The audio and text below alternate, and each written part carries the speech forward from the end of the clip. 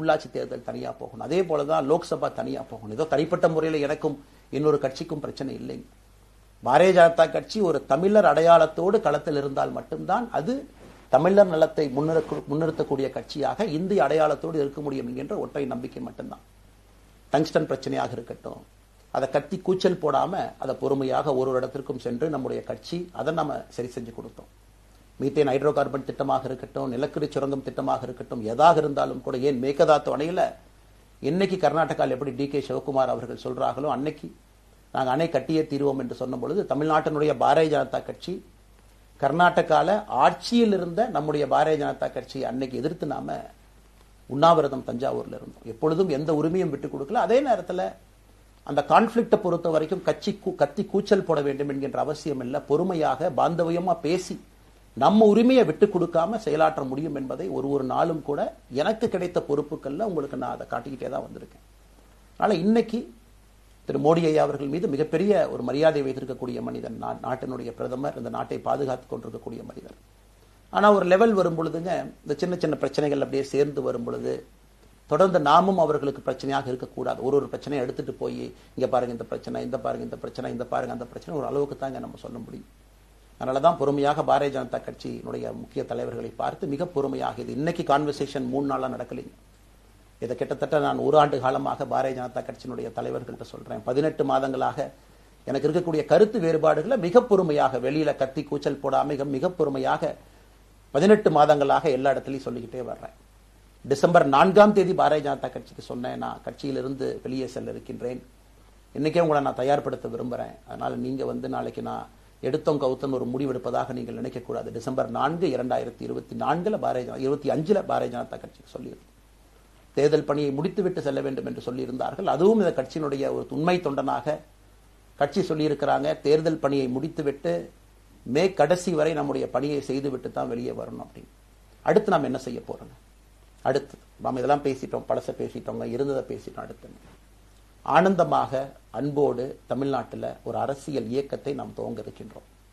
இது அரசியல் இயக்கமா கட்சி இல்லையா அப்படின்னு நீங்க யாரும் கேட்கவே வேண்டாம். கண்டிப்பாக தமிழகத்தில் அடுத்து நடக்கக்கூடிய தமிழகத்தினுடைய பொது தேர்தலில் நம்முடைய கட்சி போட்டியிடும், அதில் எந்த மாற்று கருத்தும் இல்லை. அதற்கு நம்ம தயார் பண்ணணும், நிறைய லீடர்ஸை தயார் பண்ணணும், நிறைய கேடர்ஸை வாலண்டியர்ஸை தயார் பண்ணணும், உத்வேகத்தோடு தயார் பண்ணணும், அவங்களுக்கு அந்த ஸ்கில் செட்டை நம்ம உருவாக்கி கொடுக்கணும். அதற்கு கொஞ்சம் நேரம் ஆகும். நாம் அது ஒரு இயக்கமாக ஆரம்பித்து நிறைய மனிதர்களை உள்ளே கொண்டு வந்து அவர்களுக்கு சில இடத்துல அரசியலை சொல்லிக் கொடுத்து எல்லா தரப்பட்ட மனிதர்களையும் உள்ளே கொண்டு வந்து, ஏன்னா பாரதிய ஜனதா கட்சியினுடைய தலைவராக பொறுப்பேற்ற பிறகு நான் முதல்ல போய் ஆசீர்வாதம் யார்கிட்ட வாங்கினாங்க, சமீபத்தில் மறைந்த நல்ல கண்ணையாகிட்ட தான். இன்னைக்கு மண் சார்ந்த அரசியலை முன்னெடுக்கணும், நல்ல மனிதர்களுடைய கொள்கைகள் உள்ள கொண்டு வரணும், எல்லா மனிதர்களையும் உள்ளடக்கிய அரசியலை நாம் முன்னிறுத்தணும். டெக்னோகிராட்ஸ் பெருமளவில் நமக்குள்ள வரணும், பெருமளவில் நமக்குள்ள டெக்னோகிராட்ஸ் வரணும்.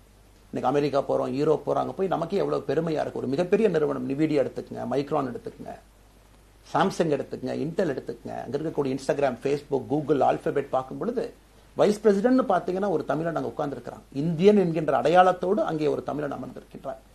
என்னுடைய கனவு உங்கள் பல பேர்த்த போல அவர்கள் எல்லாம் திரும்ப இங்கே வந்து அரசியல்ல ஏதோ ஒரு விதத்துல கான்ட்ரிபியூட் பண்றதுக்கு நம்முடைய இயக்கமும் நம்முடைய வருகின்ற காலத்துல நம்ம ஆரம்பிக்கக்கூடிய கட்சியும் அதற்கு உறுதுணையா இருக்கணும். அத்தனை டேலண்ட் ரிஃபைன் பண்ணி நம்ம கொண்டு வரும்.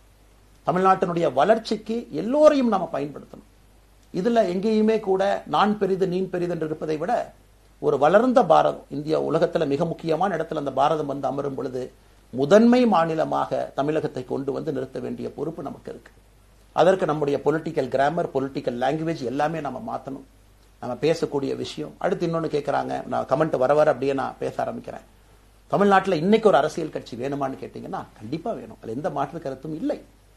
காரணம், ஒரு கடைக்கு போய் நாம ஒரு டூத் பேஸ்டோ ஒரு அரிசியோ ஒரு பருப்போ வாங்கினா கூட 10 கடை ஏறி இறங்கி எங்க அம்மா அதெல்லாம் பார்த்து விலையை பார்த்து தரத்தை பார்த்து பொருளை பார்த்து அத்தனை முறை வாங்கித்தான் பார்ப்பேன். ஏன்னா அது நம்ம உடம்புக்குள்ள போற விஷயம். ஆனா அரசியல் கட்சி இன்னைக்கு எத்தனையோ கட்சிகள் இருந்தாலும் கூட என்னுடைய நம்பிக்கை, நம்முடைய நம்பிக்கை, வருகின்ற காலத்தில் நம்முடைய அரசியல் இயக்கம் கட்சியாக மாறும் பொழுது மக்கள் அந்த தரத்தை பிரித்து பார்ப்பார்கள். தலைவர்கள் எப்படிப்பட்டவர்கள்? நாம எல்லாருமே காமன் மேன் பொலிட்டீஷியன்ஸ், பக்கத்து வீட்டுக்காரங்க மாதிரி தான் மக்கள் நம்மளை பார்க்க போறாங்க. தூரத்திலிருந்து நாம் கை காட்ட போவது கிடையாது. ஏன்னா நாம் யாரும் அப்படிப்பட்ட குடும்பத்திலிருந்து வரவில்லை, அப்படிப்பட்ட வளர்ப்பு நமக்கு இல்லை, நாம் யாரும் அப்படி இல்லை, தமிழனுடைய கலாச்சாரமும் பண்பாடும் இல்லை. அதெல்லாம் கூட நம்முடைய அரசியல்ல முதல் நாள்ல இருந்து கல்ட் பாலிடிக்ஸ்ல இருந்து நம்ம வெளியே வரணும். அரசியல் மாற்றம்னு சொல்றாங்க, ஆனா அதே கல்ட் பாலிடிக்ஸ். நாம அதுல இருக்க போறது இல்ல. கல்ட் பாலிடிக்ஸ்ல இருந்து வெளியே. அண்ணாமலை என்ன பிறந்த நாளா 10 பேர் கொண்டாடணுமா? அதனாலதான் நம்ம பிறந்த நாள் அன்னைக்கு எதுவுமே நம்ம செய்யல.